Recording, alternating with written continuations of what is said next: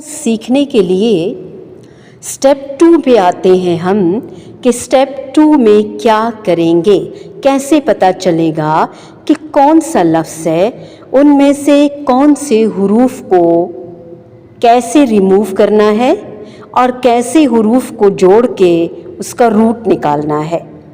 मसलन मक़तल, मज़बह, मस्जिद, मकतब, मुस्लिम, मुमिन, मुनाफिक आपको लिखा हुआ नज़र आ रहा है। इन तमाम अल्फाज में से मीम को रिमूव करेंगे तो काफ ता लाम एक बामानी लफ्ज़ बन जाएगा, मीनिंगफुल वर्ड बन जाएगा।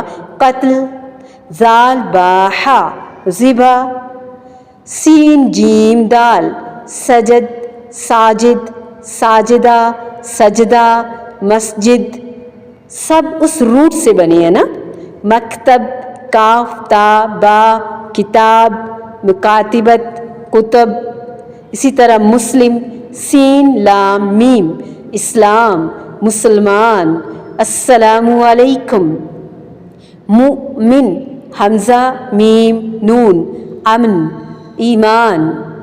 मुनाफिक, नून फा क़ाफ। नफ़क टनल को कहते हैं, सुरंग को कहते हैं। नफल, नफ़क, नफल नहीं, नाफ़क़ा, नून फा क़ाफ। नफ़क खर्च करने को भी और मुनाफिकाना रवैये को, मुनाफ़क़त को भी।